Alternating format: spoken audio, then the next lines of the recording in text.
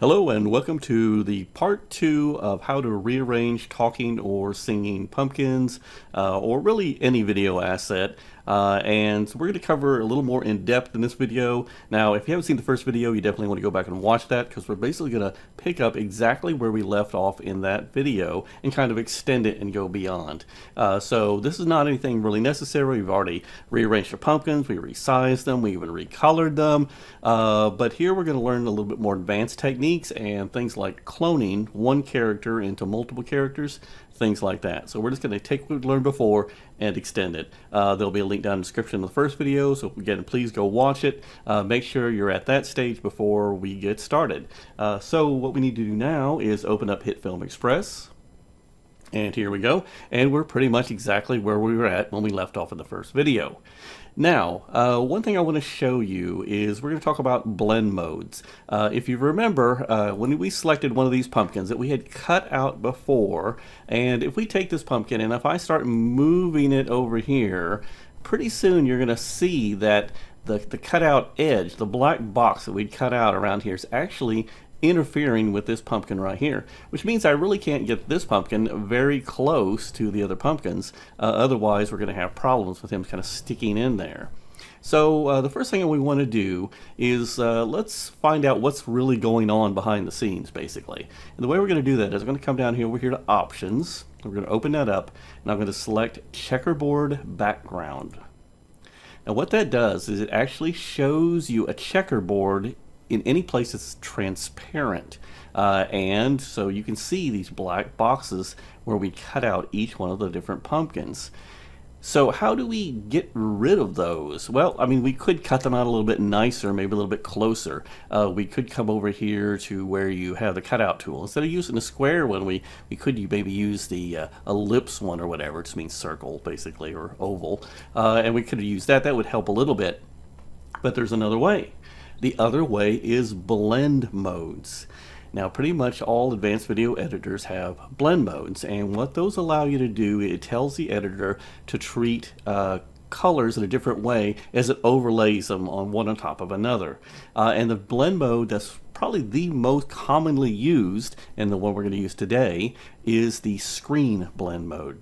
So to change the blend mode, first of all, I have my left pumpkin selected, and I'm going to right-click that pumpkin. I'm going to go up here to the very top where it says blend, and we're not going to do a normal blend. Instead, again, we're going to do screen blend. Okay? And I can actually change that for each and every one of these. So right-click, and we're going to go to blend, and we're going to go to screen blend, and right-click and go to blend, and we're going to go to screen blend. Now all of our pumpkins are using screen blend. It really doesn't look like anything's happened over here, but what happens really occurs whenever they overlap. You notice that the big giant square on this guy didn't cover up this pumpkin.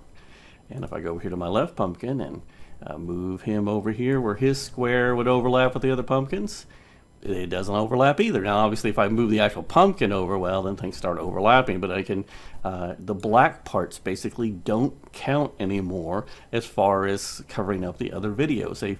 The blacks has effectively become transparent in the screen mode. And of course, if I, play that, yeah, everything works just fine. Hey, So that's the very first thing we're going to learn is the screen mode. Screen mode basically allows you to take something that has a black background and get rid of it when you're layering your videos together like we've done here. So that's really the first part of the lesson for step one here. And now we're going to go on and we're going to do cloning. All right, now we're ready for the next step, and this is going to be cloning. What we're going to do is we're going to take a skeleton video. It happens to be green screen, so the very first part, we're going to get rid of that green screen, and then we are going to make 3 dancing skeletons in this case, just as a good example. So the very first thing I want to do is I'm going to click the import button, and I'm going to bring in my dancing skeleton video. So we've got this little guy right here.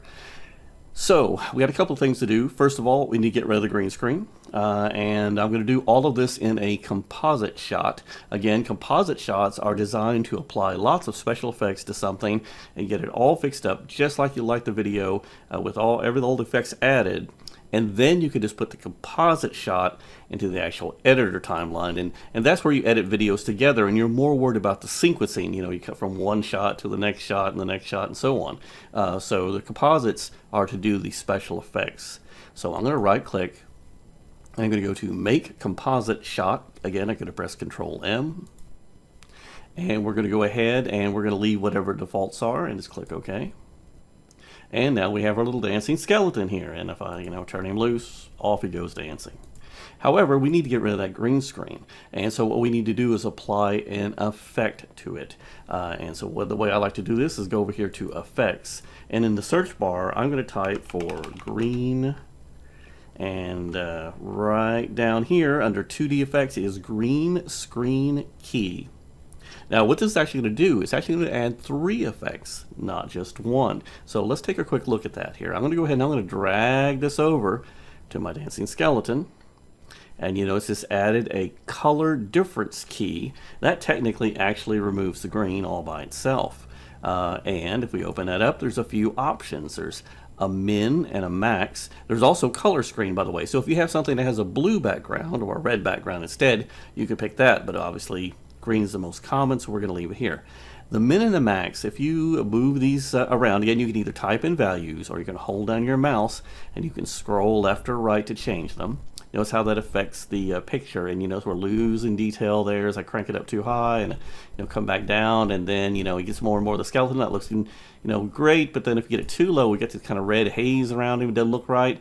So I'm going to set this back to 85, and again, the way I'm going to do that is put in period 85 and just hit enter.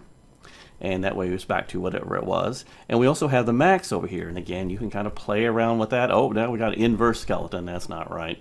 Oh, now we lost too much detail. So again, you can kind of slowly change these numbers around and see something that might work better or worse for the green screen effect that you're working on. Every green screen video is unique, and so you really have to find the one that works best for you. There's another option down here, by the way, called View Matte. And what that means is if I click that, it's basically going to make the skeleton transparent and show it as white. Sometimes it's really helpful for making sure that you don't have any extra little items showing up around here on the edge that it thinks should be part of the skeleton, but really should be transparent. So it's always good to kind of check that to make sure you don't have anything outside of your skeleton or whatever you're doing that's showing up as to be included in the video. Now the other items that's included down here, and I'm going to kind of click that little triangle to roll that up, and I'm going to unroll this one, is a matte cleaner.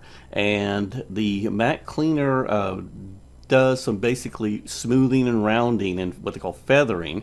And so here's your smoothing function. It's doing 3 pixels of smoothing. And what that kind of does, it kind of eliminates that jaggedy stair-step effect you can get sometimes. Similar to the feather kind of blurs out the edge a little bit to help cover up any green that might creep in. And then there's another feature down here called choke that you can use, and it basically kind of like pulls it in from the edges. In fact, if I increase the choke here, you can see my skeleton kind of disappears into nothing eventually because basically we're sucking in all his image from the outside in. And there's also a view mat down here too, if you find that helpful. Finally, down here we have something called spill removal, and what that is, basically looking for little green bits that have been left over and is trying to take those out of the picture. So spill removal, you can adjust the strength, things like that, in order to make sure you get a really good green screen key, as I call it. And the keying is just removing whatever color. So you could have a blue screen and key it, that removes the blue and makes it transparent. And again, just like we did before, if we come over here to our options and use the checkerboard background, we can see sure enough everything behind the skeleton is transparent. So now we've got our skeleton. He's transparent and looks pretty good. Again, you could futz with all those settings to make sure he looks good to you. But when you're happy with it, now it's time to clone our skeleton.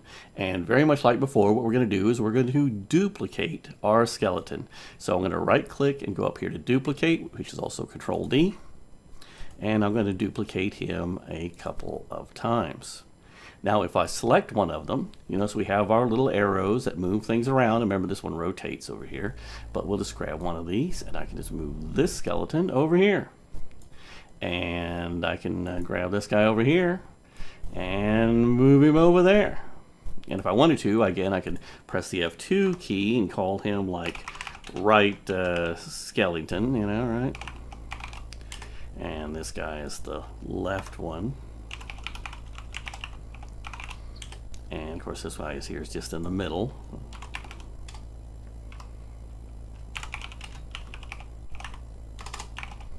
There we go. Now I've got them all labeled. And if we set them to play, oh, we've got 3 dancing skeletons.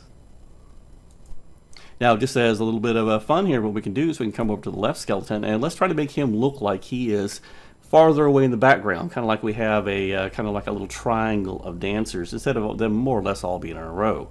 The way I'm going to do that is I'm going to open that little triangle up, and I'm going to come down to transform, and what I'm going to do is I'm going to adjust his scale. And again, you can move your mouse over here and just hold down the left mouse button and just kind of slide it, or you could change the numbers if you wanted to. Now notice that even when I change this scale, this one changes automatically. That's because this link button is selected. If I click that, they're no longer linked, and then I could actually make this one, you know, narrower and make him skinny or fatter or whatever, so you could kind of adjust him that way too. I do want to go ahead and have them linked here, so I'm going to go ahead and set him back to 70, and then I'm going to link them again. And then he's a little bit far back. Let's make him a little bit bigger, something like that. And then I can close that up, go to my right skeleton and drop it down here, and I want to go to transform. And again, a scale, and we're going to set him about 75, roughly about where the other guy is at, whatever looks about right. And now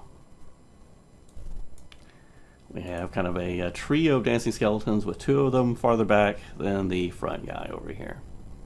And that's really about it. Obviously, if I wanted to make 4 or 5 dancing skeletons, I could fit as many as I could on the screen. Basically, you're just going to duplicate them over and over again. Because we have a transparent background, none of them overlap with one another unless you literally overlap the skeletons on top of another one. And then, of course, they mesh together. And it's just as simple as that to do cloning of your skeletons or any sort of green screen animal or creature or whatever you want in videos. So now we're on to our next item, and that's where we're going to look at what if you have a video that has a pure black background. How do you make that transparent? So that's going to be the very next video. Now the next thing we're going to do is we're going to take a video that has a pure black background, and you'll find this in a lot of stock footage, a lot of special effects footage, and we're going to need to make that transparent. So let's go ahead and do that. What I'm going to do is I'm going to click the import, and I'm going to bring in my video that has a black background. You'll have to kind of scroll through it here to get it started, but basically it's a fire effect. And this is from Footage Crate, and they have a lot of free videos that you can download. But like most of these special effects sort of videos of fire, explosion, and smoke, they have a pure black background and not a green or blue screen background that you would normally find. I'm also going to bring in a photo, and that's really just to have a background so we can kind of see our fire behind it. So we'll bring in both of those items. Now, in order to get rid of our black background here, I'm going to make a composite shot out of this video from Footage Crate. So I'm going to just right click and make a composite shot, and I'm going to go ahead and just say OK to the defaults. And now we got our video in here. You know, if I scroll along here, we get to see the fire come up. So I'll leave it about there so we can kind of see. Now, if I come over here to options and I say, show me the checkerboard background, there ain't no checker showing. And that's because this is really a black background. This will cover over any sort of picture we put it over. Now, of course, we could use the screen blend mode. That's one way, and that might actually be pretty effective, but we're just going to do something here kind of generic to make sure that this has a really transparent background, so we won't have to worry about changing the blend mode or how that might interact or anything like that. And the way we're going to do that is with a keying effect, but not the one we used before. We're going to use the demult key, and that's D-E-M-U-L-T.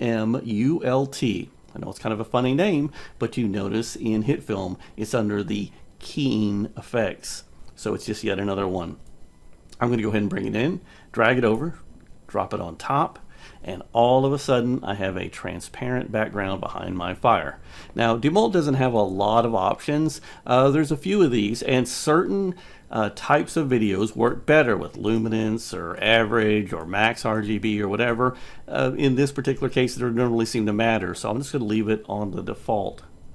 So now we've got our composite shot made when we have a really transparent fire background going on here. So if I come back over to the media panel, I want to let you see what we have going on here. We got the picture we brought in, we got the footage crate video that we brought in, and then we got this composite shot. Now it's best to rename your composite shots so you know what the world you're doing with them, right? It's not just a fire video, it's fire video with transparent background. So I'm going to right click, go to rename. I could also press F2, and I'm going to put in transparent fire. So now I know what that composite shot is. Now this is our transparent fire composite shot, but the editor is just another tab right over here, and we can just switch between them just like that. So I'm going to go ahead and I'm going to bring in our picture first of all, and when I'm going to drag it over here, and you can drag it, drop pictures in just like you can video, and I'm going to let go. And it's going to say, hey, do you want to change the video format to the size of this picture? And this picture is like 1898 by 2000 pixels, which is not a standard video size. And so I'm going to say, no, I don't want you to change the size of my video to match this picture. Now, here's our picture in here. Now, if you notice, the picture will only play for a little while. As soon as we get to the end, it just goes completely blank. But that's not really a problem, because with pictures, if I move my mouse just right over here, notice how it turns that little green bracket. If I hold down my left mouse button, I can extend this guy out as long as I want. I can make this a 3-hour-long picture if you would care to. But I've got to drag it out just a little bit here, and later on we'll match it up with the length of our fire video. So now it's time to go ahead and add our fire video. Again, if we added the normal one and we put it on top, what we're going to get is the fire video because it's not transparent. So I'm going to select that and hit the delete key and delete that. And instead we're going to bring in our transparent fire. Now that's working a little bit better. Now of course I need to come over here and make sure the fire is selected and grab this little guy, maybe move it down here so it looks like it's coming up from the bottom. But you know, there we go. And let me shrink the picture down. And by the way, with hit film, notice when I get close, it just snaps to the exact length of the video above it. And that snapping is really nice. That way I guarantee that these two videos, or this video and this picture, are exactly the same length. So I'm going to roll this guy back, and then we can start our playthrough here. And sure enough, oh, there's the fires erupting in the forest. Oh my. Okay. But that's it. We've taken our black background video and we've converted it into a transparent video and layered over top of our photo here, or again we could have put it over top of a video or anything else we wanted. And that's really the basics of using the demult key. Well, I really hope you enjoyed this more advanced look at some of the other functions that video editors like HitFilm Express can do. Things like screen blend mode, which helps us get rid of those black cutout boxes whenever we cut out our singing pumpkins. Or that demult key, it's got a weird name, but it gets rid of black backgrounds for us. And also to the green screen effects, which can get rid of either blue or even red or green, as you most often find, screen videos that you might download off the internet. These are really handy tools in order to be able to utilize all the things you can find on the internet for free or for items that you may purchase. So again, I really hope you enjoyed the video. If you did, please like and subscribe, maybe leave a comment on social media. I really do appreciate the support. Thank you very much.